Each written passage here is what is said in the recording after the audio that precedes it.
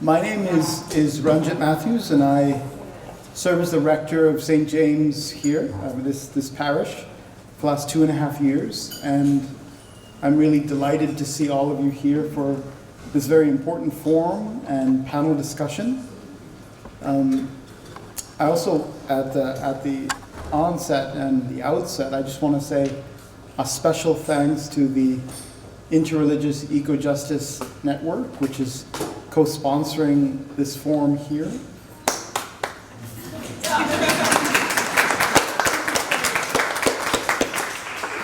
And also the Community Foundation of Eastern Connecticut, which has really supported this forum to quite a degree, which is just really wonderful.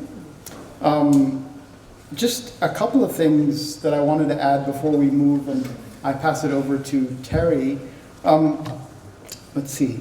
If you can, and if you're able, please silence. Take photos, but it would be kind of disruptive if the cell phones are going off during and when panelists are speaking. Just it would be as a courtesy. We have a restroom for women over here and restroom for men over near that alcove area, just as a reminder. And also, this forum is being filmed by a new friend of mine, Mr. Steve McCausland from St. Anne's in Old Lyme. So just be mindful of that, but that's also good. Yeah, thank you, Steve. Also, some ground rules here. We will not be debating climate change. Okay. Yeah, we're not going to be doing that, and if we do move into that space, I'm just going to cut it off, and that won't happen here. Just as an FYI, and also if folks tend to go on a little bit as the moderator, I'm going to also cancel that as well. I would invite you into a space of keeping your comments, and if they will come up, of keeping them brief and to the point. And then again, also, if you are disruptive, I'll also invite an invitation to leave and to clear that space for people who really want to move into this, generative and yet open space. Each speaker will go for about 8 to 10 minutes. And then after that, there'll be the opportunity and there'll be some cards, 3x5 cards that go around, and you can, Judy, our parishioner Judy, has out there to write down those questions and then give to me, and then I can bring them up for the panelists to discuss. I also want to share that our Caring for Creation Committee, chaired by Judy Benson, has put in a lot of incredible work alongside Terry Eichel of IREJN to make this happen. And that's no small feat, but to bring us all together to address and talk about this incredibly important topic is real and powerful. So I just want to say that.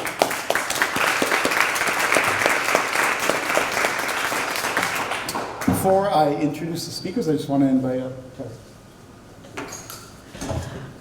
Thank you so much, everyone, for being here. I just want to also just reiterate our thanks to Judy and the Caring for Creation Committee and St. James and for their just tremendous work putting this all together. We have a wonderful program for you today. I'm very excited about it. And thank you so much also to the Community Foundation of Eastern Connecticut for sponsoring this. The Interreligious Eco-Justice Network is a faith-based environmental group. We work with religious communities in Connecticut to inspire and empower them to be good stewards of the planet.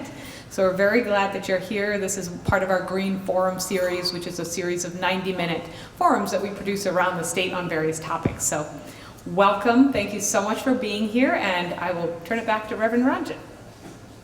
That's great. And folks, to that end, thank you, Terry.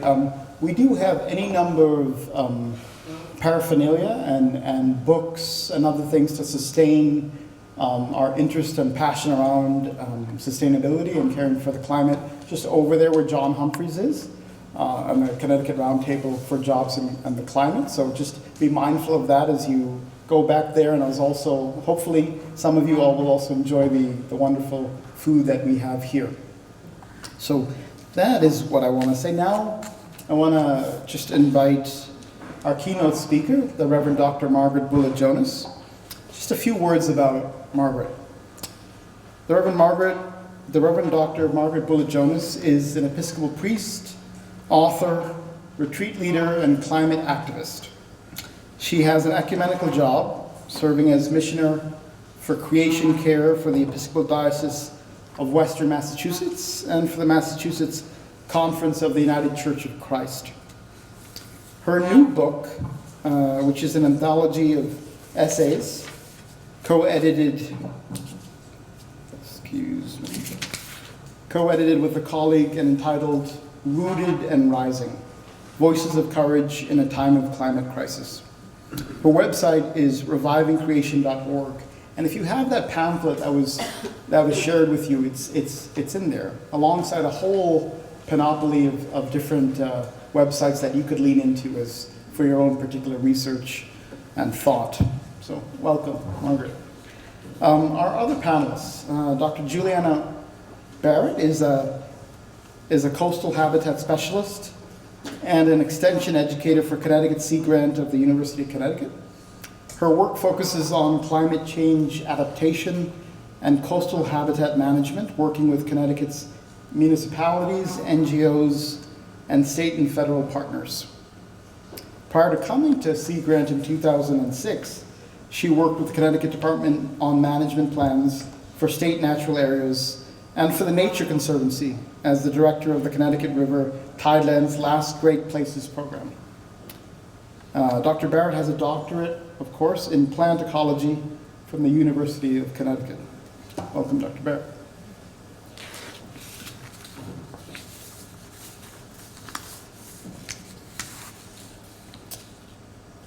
Jameelah Muhammed is the Eastern Region Organizing Manager for the Sierra Club and is also a board member of the IREJN.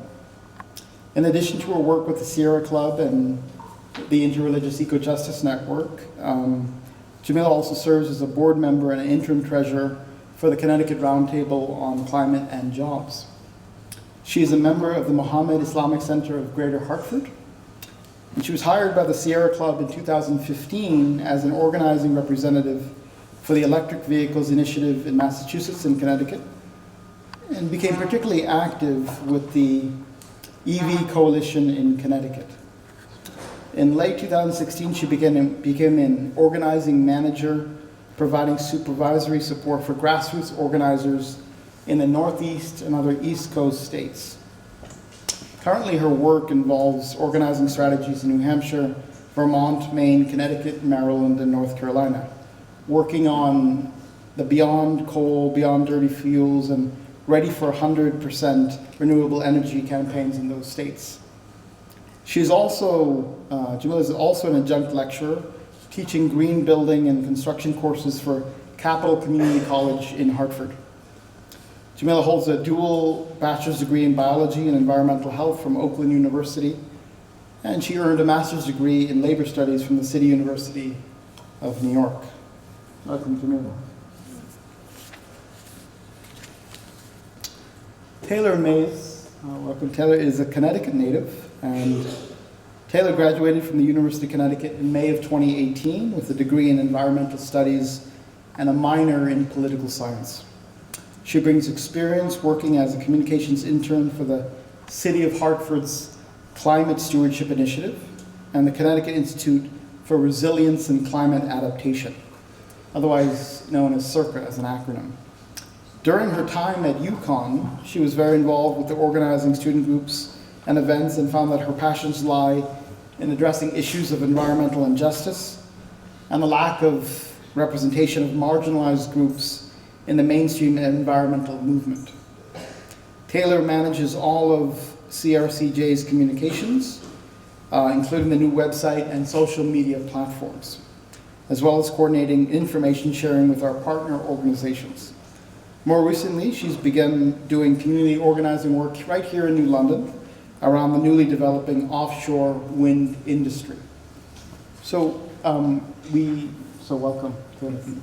We have a breadth of incredible experience, activism, and advocacy with all of our panelists here. And so it's really a gift, I think, to all of us to be present and engaging and to be about this work. So without further ado, I want to welcome Dr. Bullit-Jonas.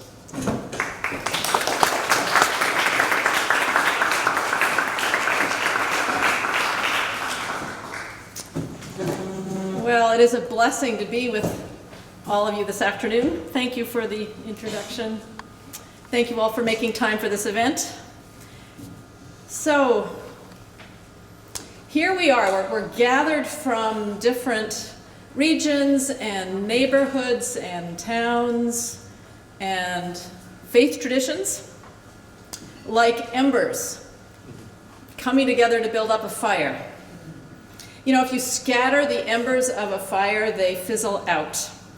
But if you bring them together and then maybe you blow on them just a bit, maybe you add some fuel, before long you've got a roaring blaze. So I'm going to talk for a few minutes about fire. Fire's on our mind these days. I expect that maybe just about all of us in this room have watched videos of Greta Thunberg. You know, that Swedish teenager with the round face and the straight blonde hair and those fierce and unyielding eyes, speaking with such intensity to the US Congress, to the UN COP meeting, to the World Economic Forum, and telling the world and telling all the adults who have, like us, who have failed to take sufficient action. She's telling us our house is on fire. Our house is on fire. Our planetary home is on fire. Last week, I had the great pleasure of listening to Naomi Klein, who was giving a talk about her new book, On Fire, The Burning Case for a Green New Deal. And what I want to say is very much inspired by her remarks. She pointed out that actually we are dealing with two fires. One is the fire of a scorching planet as the climate crisis deepens, and we know what that looks like. Extracting and burning fossil fuels is warming the global atmosphere and setting new records for heat month after month. Climate disruption is sparking wildfires in the Arctic and around the world. It's causing massive droughts, record floods, monster hurricanes, and rising seas. And parts of the planet will soon be too hot to inhabit, which means that the space that human beings can survive on is contracting. And you'll remember that last fall, the United Nations Intergovernmental Panel on Climate Change reported that in order to avert a catastrophic level of climate disruption, which is anything beyond a 1.5 degrees Celsius rise in global temperature, we have only a short span of time, and at this point we have maybe 11 years, in which we need to initiate a transformation of our society and our economy at a scale and a pace that is, they say, historically unprecedented. So that's fire number one, the fire studied by climate science. And fire number two is the fire of hatred. When people feel threatened, they can turn to a strong man, to an authoritarian figure who promises to keep them safe by denying the humanity of other groups of people, by othering people who are weak or vulnerable or historically marginalized, the people who are not like us. So this second fire is also raging. It's jumping from country to country. It's alight in Brazil, in Turkey, and here in the United States, other places too. Hatred says, some people are more worthy than others. Some people, the other people, should be left to drown or starve or die of heat. That's not our problem, since we are the winners and they are the losers. Hatred is the voice of white supremacy and of every form of domination and greed and exploitation. So we've got two fires ablaze in the world and feeding each other. But Naomi Klein pointed out that there is a third fire, too. It's our fire. The fire of our movements coming together at last. The youth climate strikers, the indigenous rights movement, the fossil fuel divestment movement, the climate justice movement, the frontline movements, and I would add, she didn't say this, but I will add this, the faith and environment movement as well. All of us coming together to douse the first two fires and to forge a better path for the future. Naomi Klein didn't say this, but I would call the third fire the fire of love. This is where communities of faith have a vital role to play.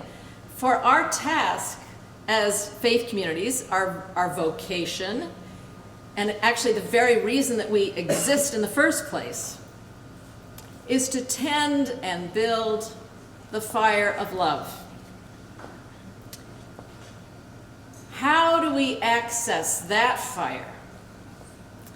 How do we throw off our inertia, our helplessness, our despair, and reach into the deep reserves of wisdom and courage, and rise up to take part in the movement to heal the web of life? How do we do that? I'm very interested in that question, and actually I'm so interested in that question that a friend and I asked colleagues in the faith and environment movement to write about their sources of spiritual strength. What gives you courage? What gives you hope? What gives you the capacity to keep going when the forces against us are so great? And, as you heard, our anthology of essays, there are 21 essays, will be published in November 15th. On November 15th, it's called Rooted and Rising, Voices of Courage in a Time of Climate Crisis. And if you'd like to pre-order a copy, I took the liberty of bringing with me discount flyers. It's 30% off, and there are flyers in the back table if you want to grab one. So I'm going to name 3 ways that individuals and communities of faith can build that fire of love in a precarious time. First thing we can do, we can teach practices that nourish the heart.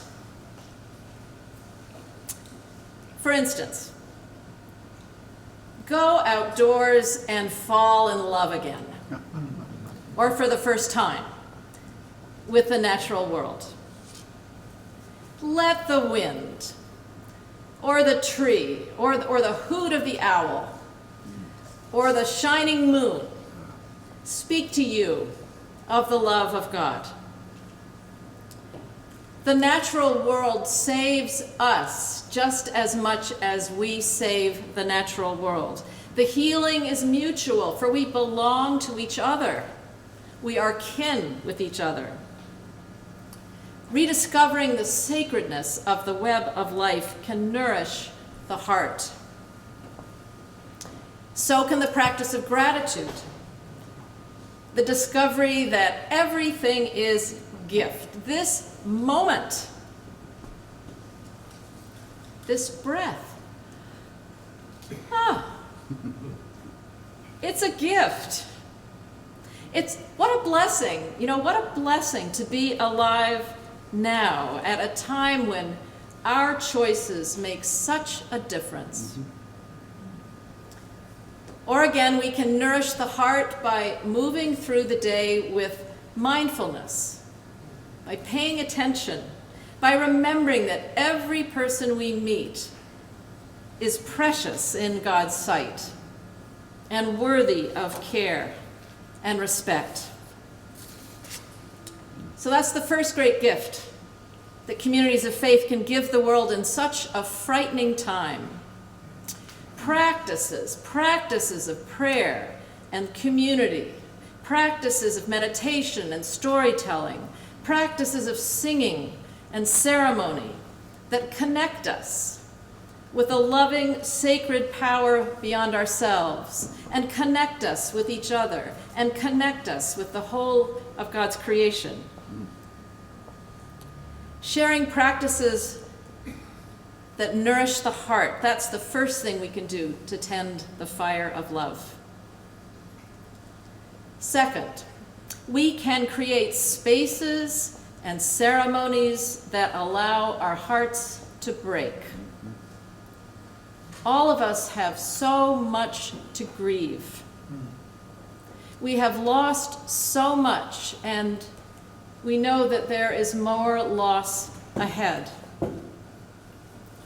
How do we pray about ecocide?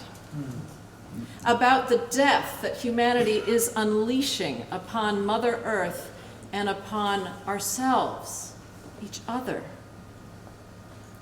The climate crisis can overwhelm us and make us go numb.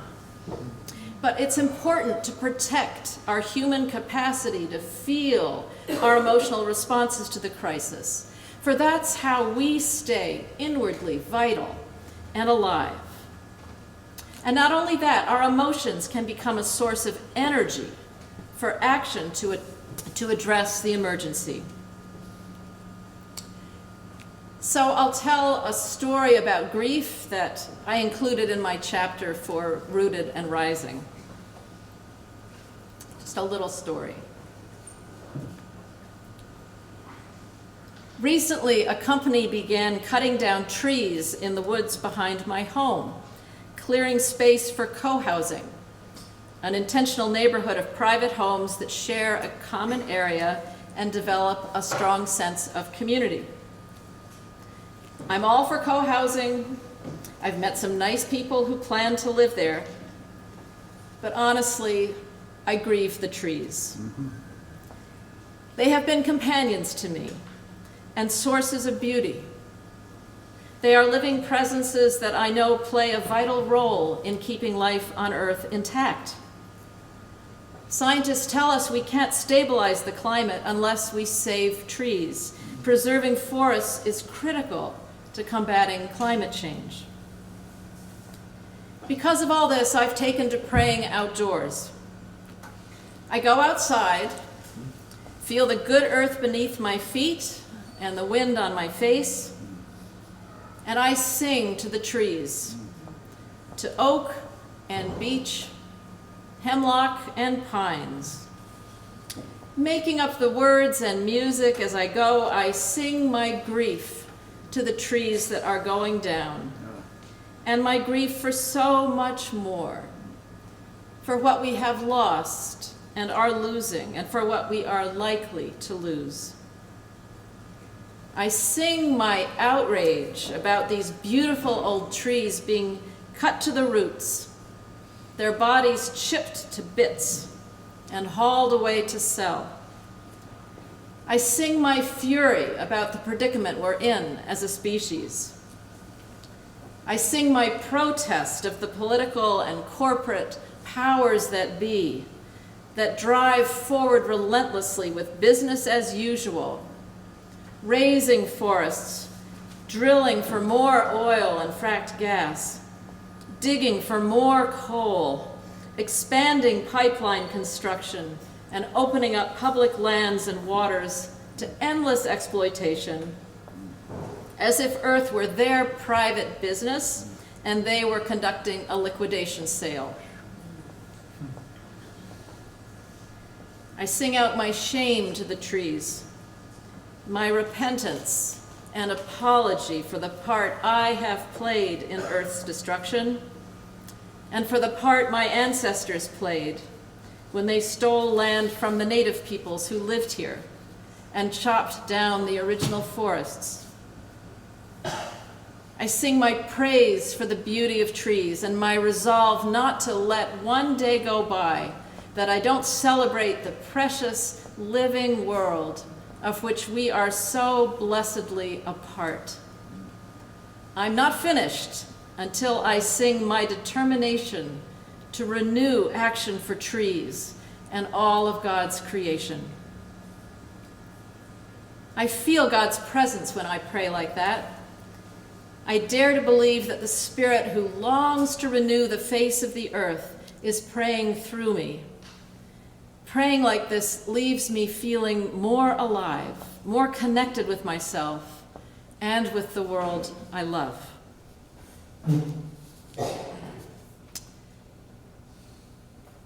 So here's a third way that faith communities can tend the fire of love. We can take up actions to heal the planet as a form of spiritual practice. You know, when it comes to addressing climate change, there is so much we can do.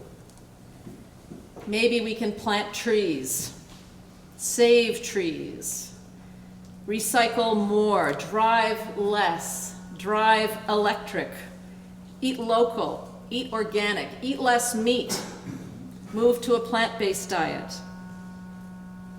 Maybe we can support local farms and land trusts. We can fly less, and if we must fly, we can buy carbon offsets. Maybe we can afford solar panels and move toward a carbon-neutral home. If we have financial investments, we can divest from fossil fuels. And if we're college graduates, we can push our alma mater to divest as well. Individual changes are important, but because of the scope and speed of the climate crisis, we need more than individual action. We need systemic change. So, you and I, we are going to need to use our voices and our votes and make it politically possible to do what is scientifically necessary. So now is the time to join the climate movement that Naomi Klein described. We might start by signing up with 350.org. 350.org, the world's first global grassroots climate network. Because of the fire that burns in our hearts, burning for a better world, a world in which our children and all beings can thrive, we may feel called to carry out acts of civil disobedience, to interrupt the runaway juggernaut of business as usual that is wrecking the planet. And you know, everything we do for the earth and for all her communities, human and other human, can be a spiritual practice. We do these things, we take these actions not because of our political affiliation, what party we belong to, but because of our faith in a God of love, a God who entrusted the earth to our care.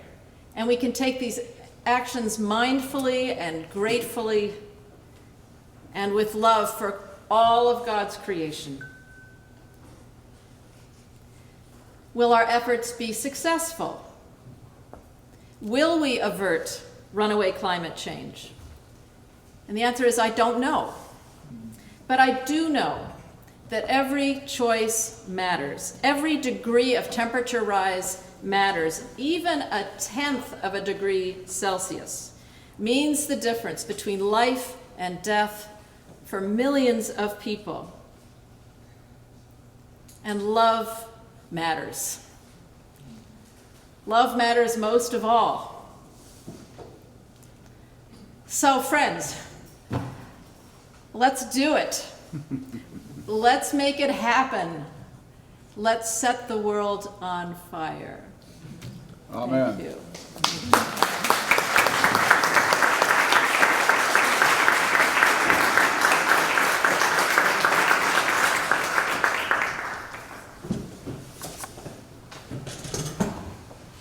Thank you, Margaret. As we absorb and receive all that Dr. Bullit-Jonas has offered us in that space as our keynote speaker, we have certainly our three panelists who will offer certainly a response and also their gathered thoughts. So I want to welcome Dr. Barrett.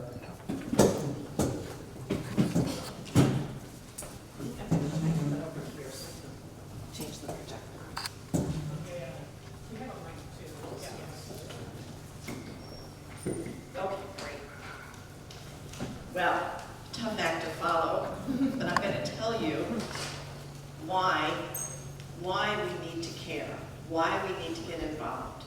Because I've been given the task in a short 8 minutes to tell you about the impacts of climate change, at least at the local level here. Okay, so just really, really quickly, why are we having a problem? It's because the sun, right, warms the earth. Some of that heat is radiated back, and we have greenhouse gases that absorb and keep that heat, creating a place where we can all live. However, we've been adding more and more carbon dioxide into the atmosphere, so that blanket, right, of greenhouse gases is getting thicker, trapping more heat. Okay? So that's why we have a problem. So this just shows you carbon dioxide from 400,000 years ago to the present. It's going up and down, lots of change, but never before have we exceeded that 300 parts per million, and the amount of carbon dioxide in our atmosphere is just going up.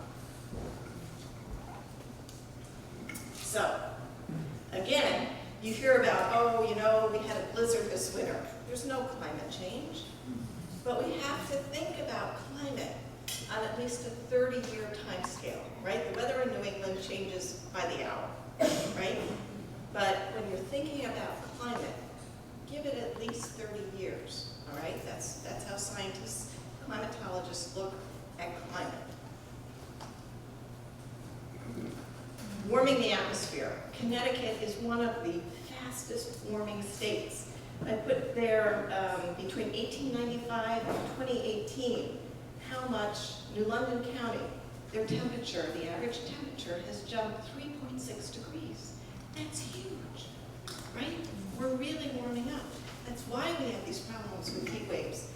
And the oceans can only absorb so much heat, right? And now the surface water temperatures of our ocean is rising.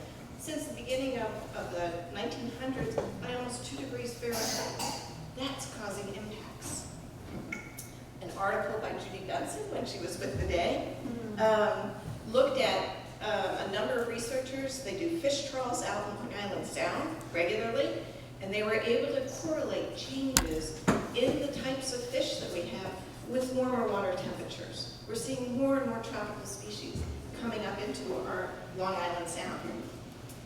Remember high school chemistry? What happens when water warms up? It expands, right? So we're having some sea level rise. Since beginning from 1880, globally, global sea level has risen by about 8 inches. We're also having melting of land-based ice, glaciers, for example. Right now, glaciers, that melting of the glaciers is contributing more than the warming of water to those rising sea levels. For Long Island Sound, the state legislature just last year accepted the scientists' projections of 20 inches by 2050 of sea level rise for Long Island Sound, okay? And that's probably a mid-range projection. So you say, okay, well, I don't live on the coast, I'm not too worried. Well, it's not just right along the coast, but we have to think about storm surges, right? Just like we had Wednesday night. With sea level rise, you put a storm surge on top of that. The area impacted, the floodplain, is going to go further and further inland. And that's not just right along the coast, it's also along our tidal rivers. The Connecticut River, the biggest river in New England, is tidal up almost to Hartford. Okay, so we might think that sea level rise is mainly a coastal issue, but there's more and more talk about climate migrants. Worldwide, right, are certainly some of these small island nations are the first being impacted by sea level rise, but we're going to see it on our coast as well. And this is really an opportunity. There are a number of cities, Cincinnati, Cleveland, Duluth, Minnesota, who are thinking about how are we going to welcome these climate migrants into our communities. Ocean acidification, right? So we put more carbon dioxide into our oceans, it reacts, there's more hydrogen ions, so the pH is changing. I'm sure many of you have heard about ocean acidification and the coral bleaching, but it's also affecting shellfish because the larvae are most impacted by these changes in pH levels, and they can't develop their shells properly. So we're looking at changes within the ecological community, we're looking at changes in the economic communities. Changes in really heavy precipitation events. So these are changes in the most intense rainfall events that we have. There's been a 38% increase in the Northeast. Doesn't mean that the entire Northeast, every single area within it, but within that area, right, there's certainly been an increase in these really intense precipitation events. And we've seen that. Roads, right, bridges, roads are flooding. How much flooding did New London have just the other night? Our stormwater systems are not built for this. Manhole covers are being pushed up by the pressure of the water, right? And of course, are we going to have more storms like Sandy? And the jury is still out, but certainly warmer ocean waters, that's what feeds these huge storms. There's changes in both air circulation patterns and currents, ocean currents. And so it's causing these storms, which because of warmer air temperatures can hold more moisture, these storms are moving more slowly. It used to be a hurricane would come through, within 24 hours the sky was blue again and people could start to clean up. And now look at these storms that we've had, these massive storms are just moving at 1 mile an hour and just dumping gallons upon gallons of water on our communities. Okay. And just because this is nearby, Stonington, this was a hurricane of 38. We haven't had anything like this. Sandy was actually, had morphed into a nor'easter. Irene was a tropical storm. So, you know, are we ready for anything like one of these major storm events? And something that we've only been hearing more about just recently with climate change is human health, right? And certainly we've heard about it in terms of things like poor air quality, right?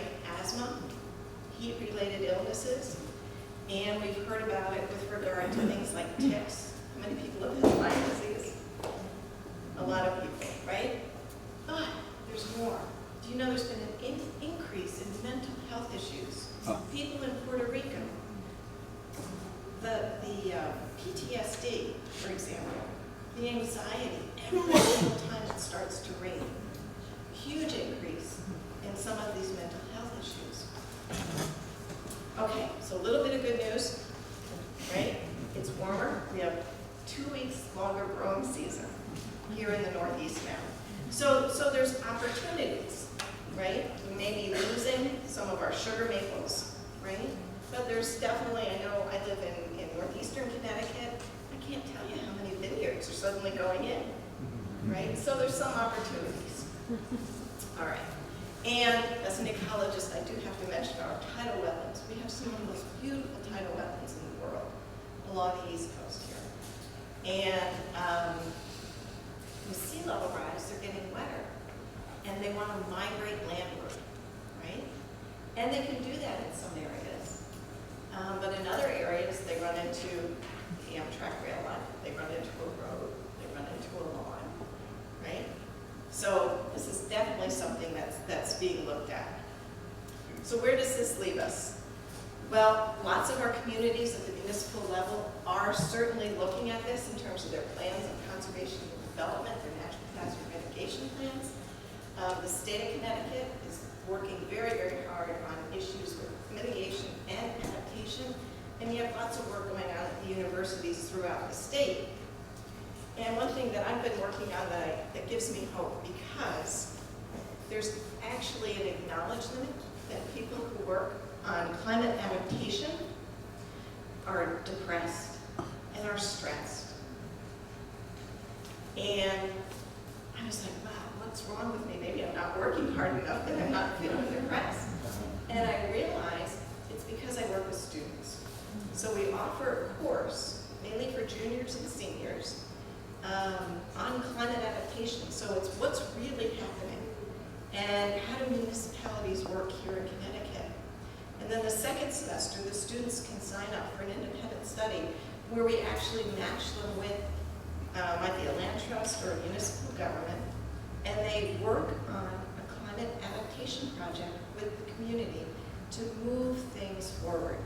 Many communities have resilience plans that would cost billions of dollars to try to implement. So we're trying to pick the low-hanging fruit and just get the ball rolling in a lot of these communities, and to give the students some experience that they can take with them when they come out. And to echo what you just heard, Greta Thunberg, excuse me, has really been a model for so many of these students, and is really igniting movements with the climate strikes, and is a voice that's really speaking out. And I would just mention one other thing, because it's something else that I always reflect back on myself. I was fortunate enough to hear a Native American tribeswoman speak about their efforts on climate change.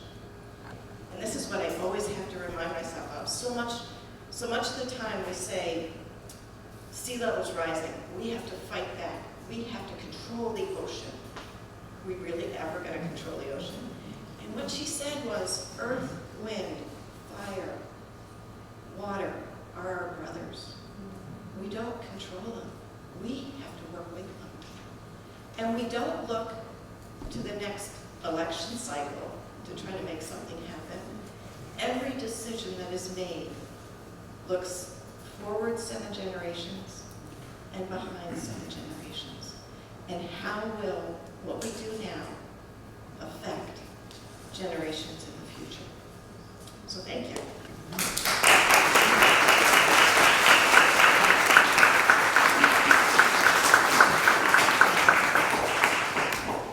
Thank you, Dr. Barrett. Just 2 things. As you know, on this day, for about an hour and a half, we have this real gift of having all of this expertise right in front of us who have such knowledge around this particular issue. And so I hope, as we have listened to Dr. Barrett and Dr. Bullit-Jonas, and as we hear Jameelah and Taylor, any questions that are coming up, please put that on your 3x5 note card. Then either Judy or Carrie or others can receive them, and we can move forward in terms of questions. Again, also to Dr. Barrett's point in terms of later generations, it's really an opportunity for us to also register to vote and make sure that we're registered. So just keep that in your mind's eye. Now I just want to invite up Jameelah. Thank you. Thank you, Jameelah. So I was going to do a nice presentation today, but I was mothering. And 2 of my 3 children are here, and so I don't have pretty visuals for you, but I have some important words to hopefully share with you all. So thank you for inviting me. I feel very honored to speak today, and I thought maybe to give a little bit of my story and background to start, and to kind of share, how I became involved in this work. I'm not really sure when it started.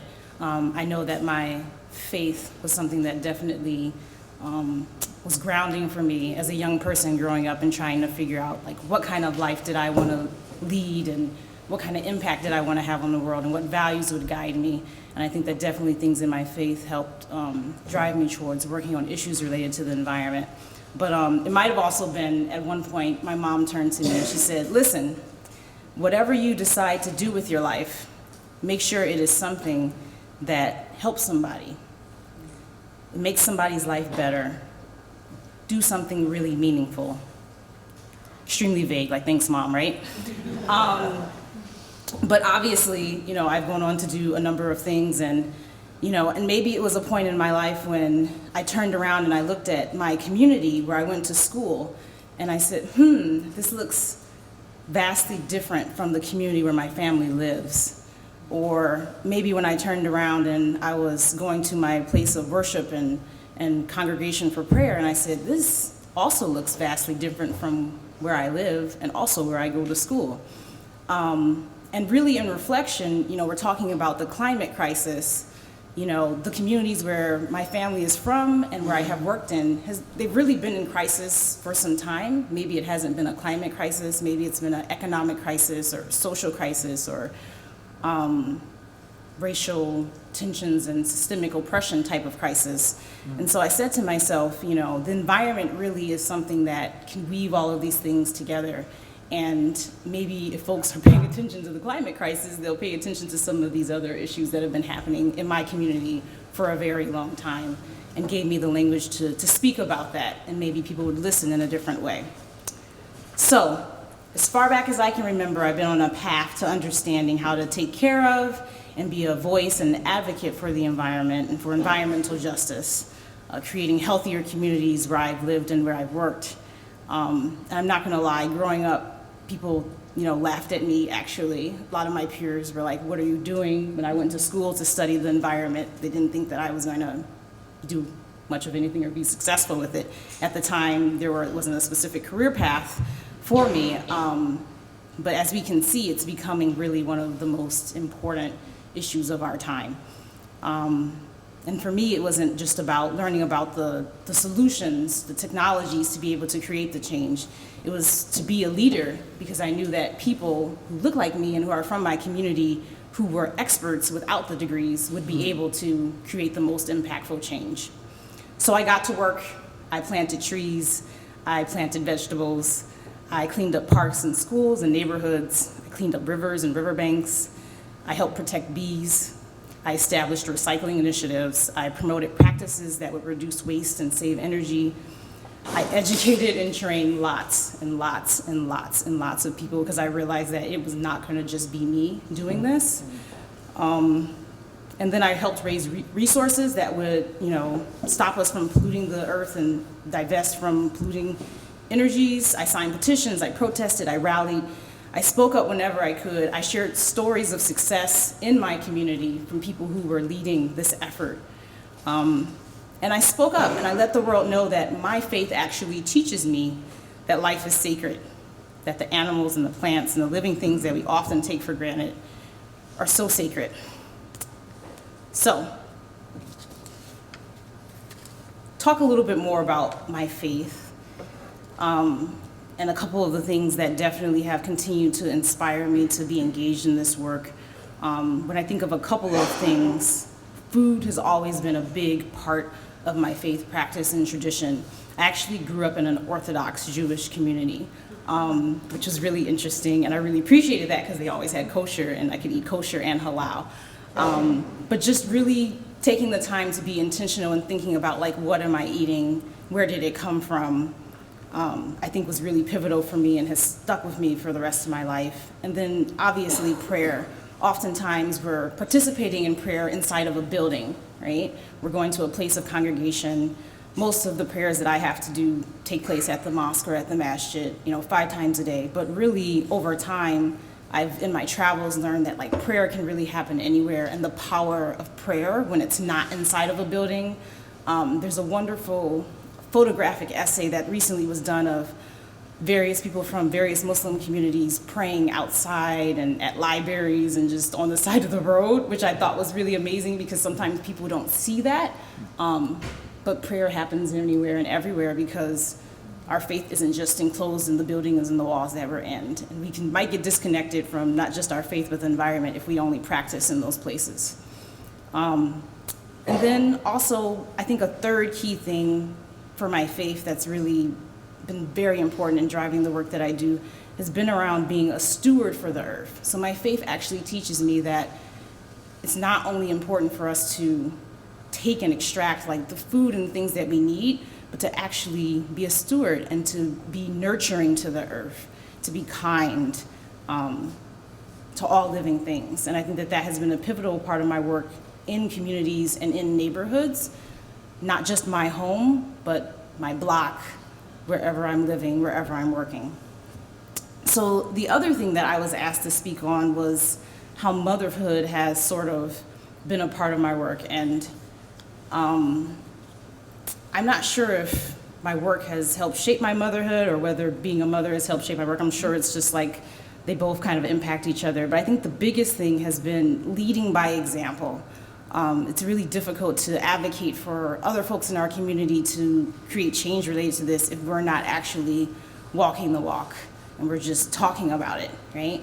And so I take my children with me everywhere for all the things that I'm doing so that they can be connected to the earth, whether it's gardening or farming, or this is how you compost, this is how you recycle, this is where all of the stuff that you use every day comes from, this is how paper is made. Just really recognizing that there's no separation between all of the life experiences that they're having with all of the things that they interact with in the environment has been really big. And then obviously them seeing me, like if I'm walking around and I'm seeing that there's trash out in the neighborhood, do I walk past it or do I pick it up? All of these ways to lead by example have been really impactful for, I think, them and for myself. Also learning by doing. So there was a period in my career where I felt like I was talking a lot about the solutions for climate change, but I was like, do I even actually really know how a wind turbine looks? Have I touched it? Do I know how to build a solar panel? And it seems like something that would be really, really small and say like, well, there's experts who can do that, but there really is something about actually like taking the time to figure out how does this work? Can I figure out how to do this? And a part of it was I felt like in my communities especially, like some of the renewable energy technologies felt so far away. We had to go to another location to even see a solar panel on a home, mostly because maybe the people living in the community were not homeowners. And so I said, can I build a solar panel? What would it take for me and folks in my community to just learn the skill and do it ourselves? And there's something really empowering about that I think sometimes we can get away from when we're really caught up in, well, we have to do this policy initiative and it has to be this, someone has to make a decision for it to happen. Yes, we totally need to do that and we need to hold leaders accountable to do that. But we really also take away our own power when we don't see the things that we can individually do as well. So learning by doing. And then the last two things that I think motherhood has taught me in this work is the importance of passing down cultural heritage and history and knowledge. We all have a history that I think oftentimes we either may not be fully connected with us, with some more than others, of understanding like our cultural background, what our ancestors did to connect to the earth, the way that they cooked food, the way that they grew their food, the way that they healed with medicine. And I just feel like teaching my children that is a way for me to reclaim and reconnect with that, but also just it helps continue that knowledge in a way that is really meaningful. And the last piece of wisdom has been slow and steady. So I've been organizing since I was in high school. I'm not gonna reveal my age.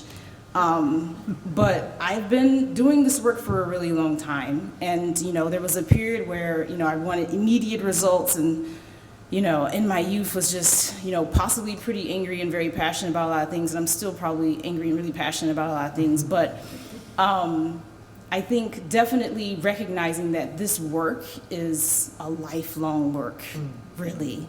And seeing my children, and like they say it goes by so fast, but I actually feel like, oh my gosh, I've been mothering forever, because it's just like there's so much that goes into it of really the work that I'm doing with them every day to invest in my children. It's a lifelong thing. It's not something that I do for a season and then I drop and forget about it. And the progress and the change is also very slow, and I don't see it right away. And it's fine, I might not see it. They might actually be 30 or 40 years old and they're like, Mom, I remember when you made me plant that tomato plant and that was really fascinating to me. I might not see it until then. There's something about that that's really inspiring to me, to keep hopeful in that way. So those are some of the key takeaways and lessons from faith and mothering that I just wanted to share. And I've had a variety of different experiences, but those were the ones that I was asked to share with you all today that I hope were really helpful. And thank you.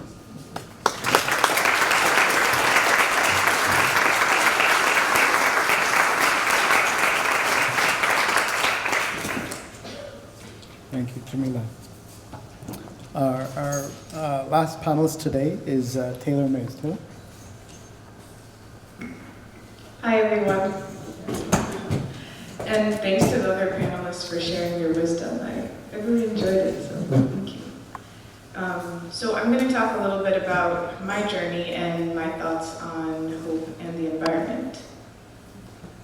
So a little bit about why I got involved. As Ranjit introduced, I did go to UConn and study environmental studies and political science.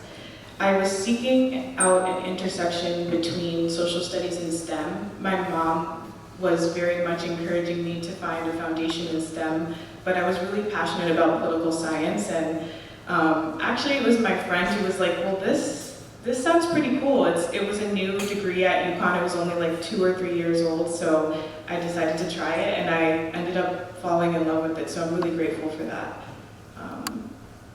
So through my political science side, which I would say I was more passionate about, I focused on Black political thought a lot. Within the political science curriculum, I took a lot of classes focusing on that, including critical race theory. And through that topic, I kind of realized, well, I can apply this to my environmental studies really easily. It could be applied to everything, actually. And that was really eye-opening for me. I did want to note that there weren't really any environmental justice courses in my environmental studies curriculum, which was very frustrating, but I was still able to find other ways to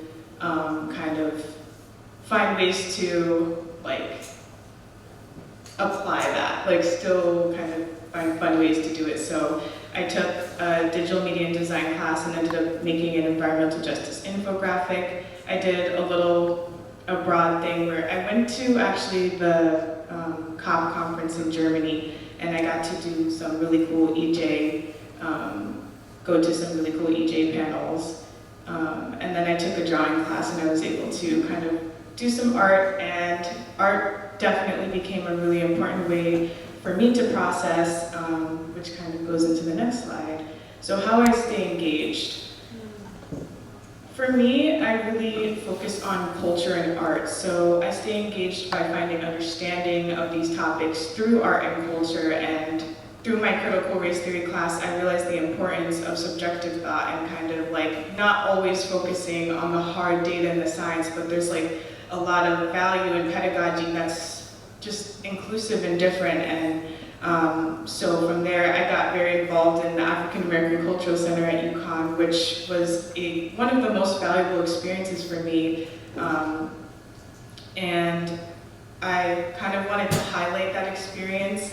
So I also was involved in my undergraduate student government, and we decided to put on an art show, but it was centered around environmental justice, and it was in collaboration with our cultural centers.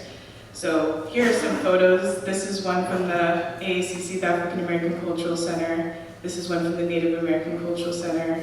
And this is the committee, which was really diverse. So I would say this was kind of my way of focusing on these topics in a healthy way. But there's a lot of ways, like prayer and meditation, as we've talked about. So, yeah. So in terms of hope, I was kind of struggling to work through this topic as I was thinking about this presentation.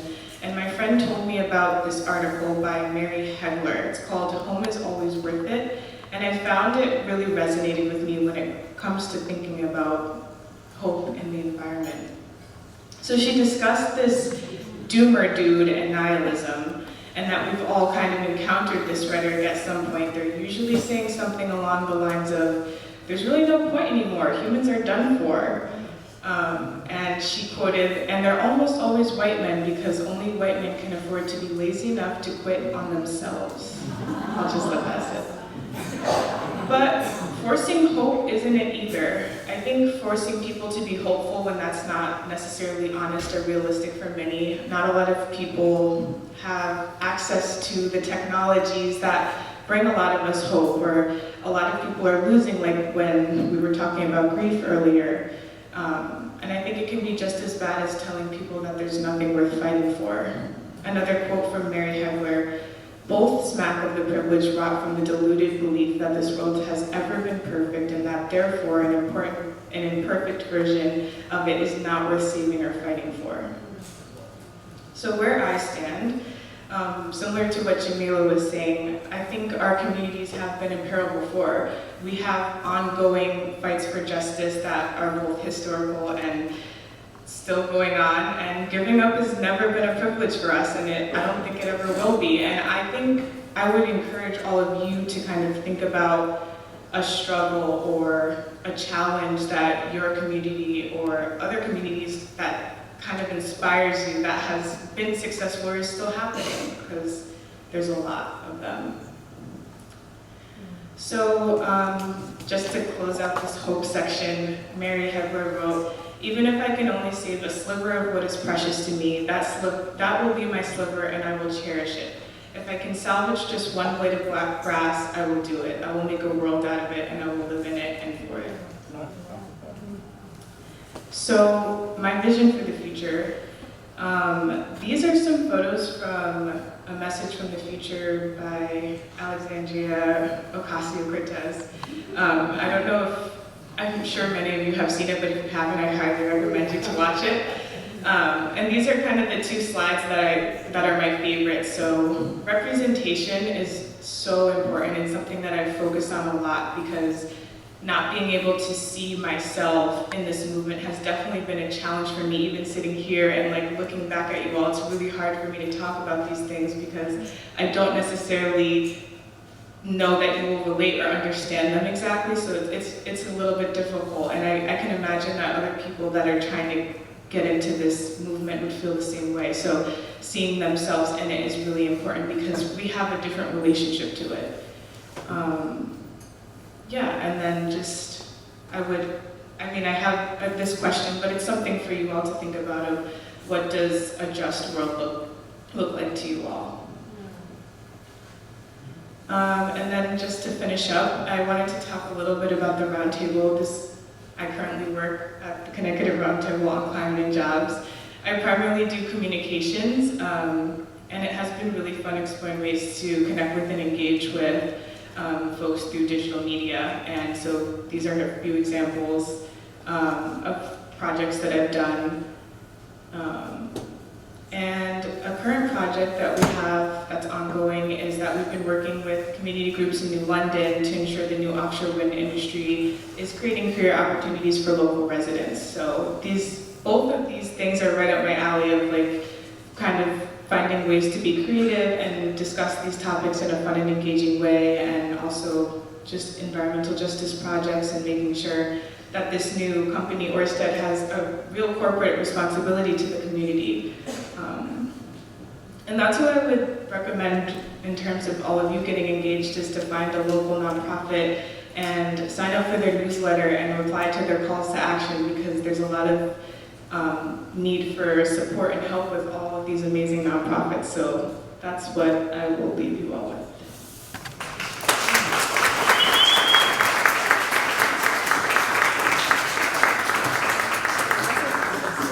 Great, great. Collect the cards now. Yeah.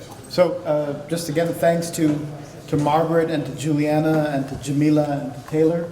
A wide, vast array of experience and knowledge, and so I hope we can build some time. We do have some time for questions, and hoping our panelists will also stay to receive some, more intimate questions as it serves.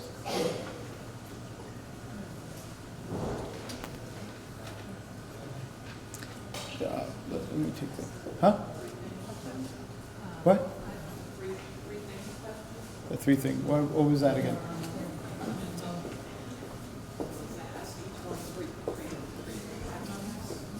What were three actions?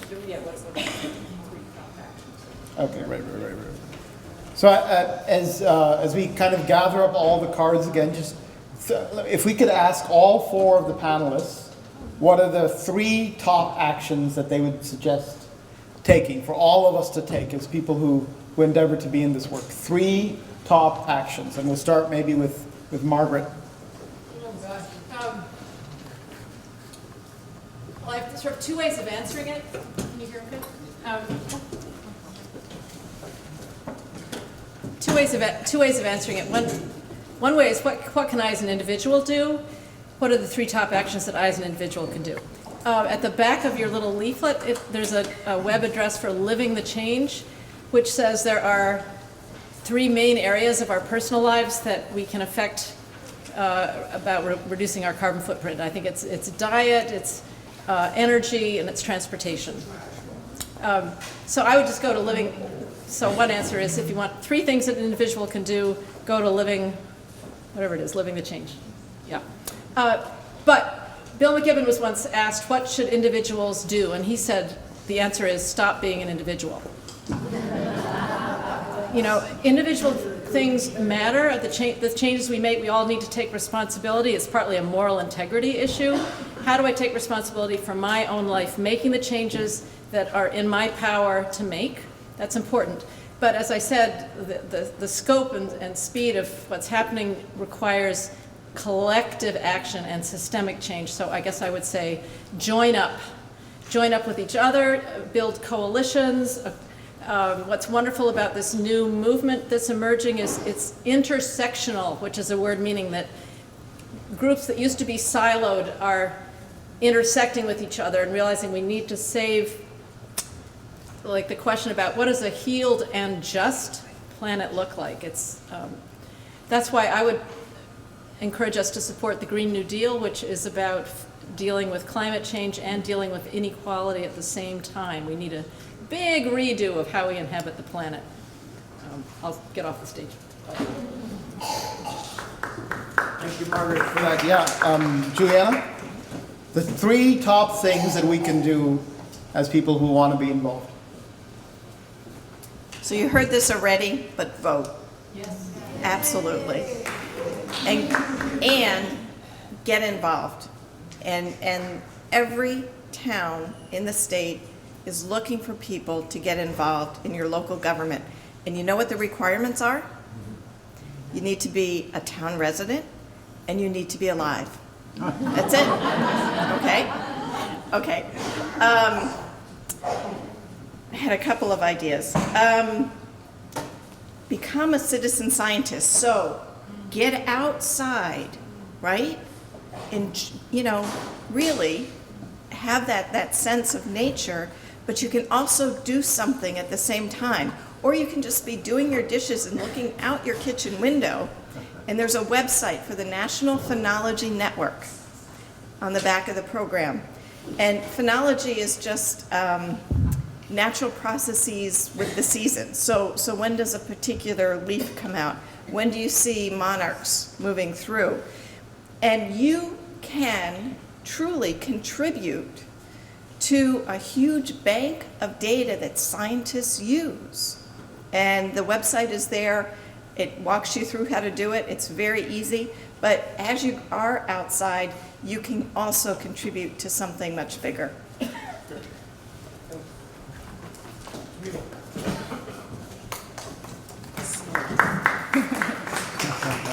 So I have 3 things. So in my sort of 9 to 5, I do a lot with energy policy and things of that sort. But in my personal time, I am super passionate about food and food justice and food access. And I think that it is one of the most important things that we can do is to learn how to grow our own food and to help others learn how to grow their own food and empower them to do so in breaking down kind of like the fossil food industry. And then in addition to that, cooperative economics, really thinking outside of the box of just not our just business as usual, supporting small businesses in that way, but just thinking about how can we be in collaboration together in an economic way.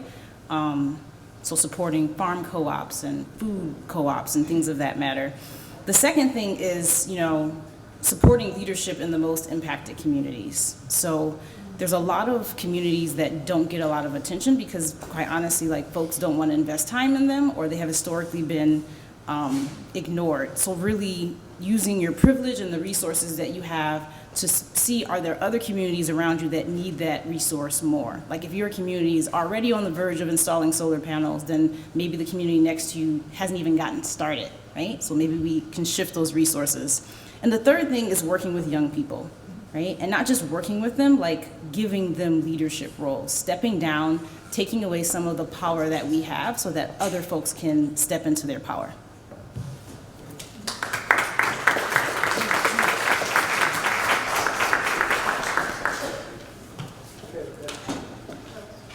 So I would say for me the number one thing is grounding yourself in communities who are most impacted. So that means take the extra time to learn about the issues that marginalized communities are dealing with, and once you learn about them, I think the next thing is push yourself to challenge your peers and your family and really engage with them about these issues and educate them to the best of your ability about these issues, because you hold a lot of privilege when it comes to talking with your family and you have those trustful relationships. So it's really important that we maximize them.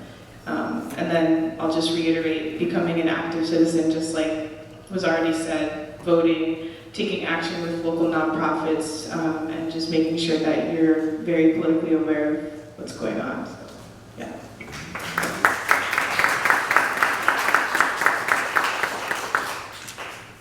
So we have some questions, which are great, some of which are legible, some of which are not. I'll do my best. And I'm not sure who will direct this to, but one question was, what is your advice for education of younger people, right? Kindergarten, elementary school age folk. Does anybody want to take that on? Jameelah, yep. You want to come here? Yeah, I would say, they're not going to sit and look at a PowerPoint, right? So they have to taste it, they have to feel it, they have to experience it, they have to be connected with nature and the environment as often as possible. And it's so hard because there's so many things that are in the opposite of that. There's like the phone and the tablet and the TV and all these things, but we really have to just say no at all moments possible, immerse them in the world of reconnecting.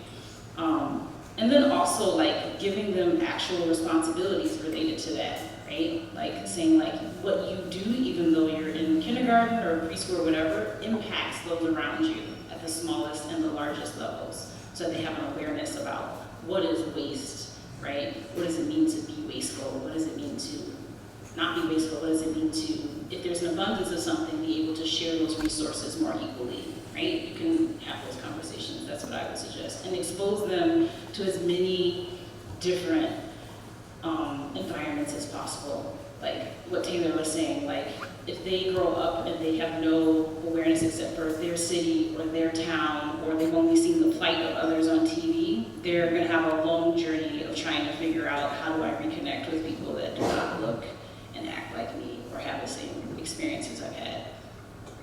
Thank you. Cool. So one of the things we did in our community work out here was we did a visit to, the Roundtable did a visit to Freshly London, which was really fun.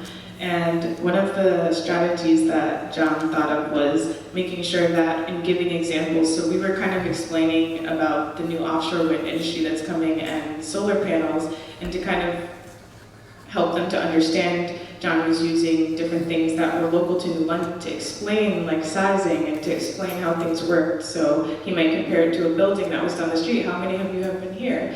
But I would take it one step further and say, try to understand their culture and try to understand what they're interested in, try to understand what makes them excited, and then use those things to help them to understand, because then it'll click right away. So that's what I say.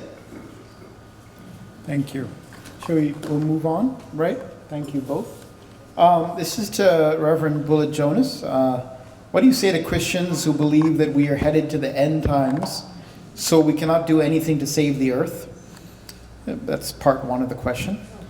How do you reconcile the belief that God is in control of all things with the belief that we can make a difference in the history of our planet? Hallelujah.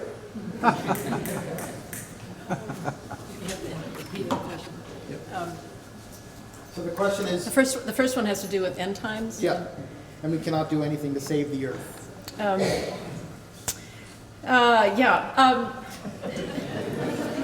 There are a lot of different ways of reading Scripture and a lot of different ways of interpreting, constructing what it is to be Christian, so we can have a good debate. The way I make sense of some of the end time stories, and we're sort of heading into that season in some of our traditions where we start reading those passages, sort of apocalyptic passages. I looked at the passages where Jesus is saying, I don't have it by heart, but he's saying those who endure to the end will be saved. And the way I make sense of that is those who abide in love to the end will be saved. To me, it's all about staying in love. I believe in a God who was so full of love that God just spilled it over and created the earth, and it's all created in love and for love, and we were, as I imagine my understanding of humanity, we are created to be a blessing on the earth. There are plenty of stories in Scripture about what it looks like to sin and what the consequences are to human communities and to the land. So that's the lens by which I look at what's happening today, what's happening to communities and to the land. I would put it in the category of sin. This is not pleasing God. We are not honoring the Creator and how God intended us to be living on the earth. So I see this as the crisis, actually, of climate. To me, it's partly a spiritual crisis. Are we going to change course? Are we going to finally take seriously our own teachings? Probably not only in Christian teaching, but Muslim and Jewish teaching, all our teachings. Are we going to take them seriously? Because what we're being called to do is to live in community, in right relationship with all of our human kin and all other living beings. That's a long answer, but I've had long arguments. I've been preaching about this for years, and I've had pushback from some folks who said, for instance, God would never let humanity destroy the earth. And I'm thinking, well, actually, the way I understand God is God gives us a lot of freedom. It's amazing how much we are trusted. And there are many of stories in our sacred scripture which show the consequences if humanity does not live in right relation. Well, the earth dies and people die. So I do see this as an opportunity for each of us to take hold of our faith and to find ways to live it out in ways that are generous and just.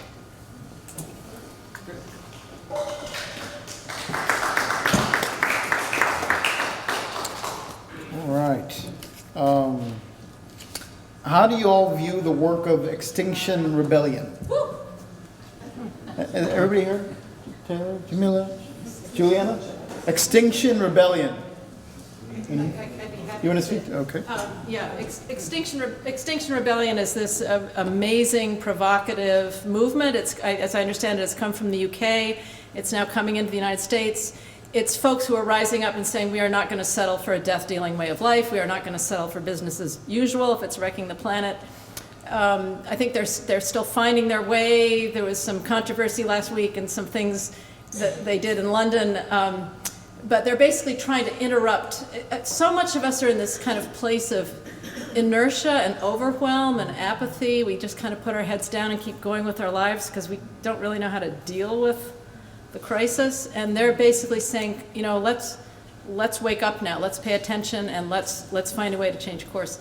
They just did this big event in Amherst. I live in Western Massachusetts, and they're all about theater. It's all about art, and so they're singing. There's sort of dramatic presentations outdoors. It's appealing not only to people's analytic left brain, but also to our more imaginative, artistic right brain. Kind of calling on our full wisdom of like, hey folks, let's wake up and change how we're living on the earth. So I'm a big supporter. Let's see. How important is taxing carbon to you all? Big questions here. We're here for it. Anybody? Does anybody want to take that on? Juliana? Okay, Jameelah? I apologize for, anyway. The IPCC, the Intergovernmental Panel on Climate Change, says carbon pricing is a part of the solution to the climate crisis. If you make it more expensive to buy products based on fossil fuels, it will accelerate a movement away from fossil fuels toward clean, safe, renewable energy sources. So I have been doing some lobbying with Citizens Climate Lobby, which is a bipartisan national organization trying to push for carbon pricing. That said, there are people like Naomi Klein who say that carbon pricing in itself is completely inadequate. It does not address the sort of deeper structural issues of inequality in this country, and that's why she very much would put her energy towards supporting the Green New Deal, which is a more comprehensive and more ambitious approach. I'm kind of imagining a both and, like carbon pricing might work within the Green New Deal. It just has to be done so carefully because it can be co-opted. There are some, like ExxonMobil, there are some fossil fuel companies that are now supporting carbon pricing because they say, let's do carbon pricing, and meanwhile for 10 years, let's take away all regulations on the environment. And I'm thinking, hey, we don't have 10 years to take away regulations on the environment and try out this new thing. So it has to be done really thoughtfully.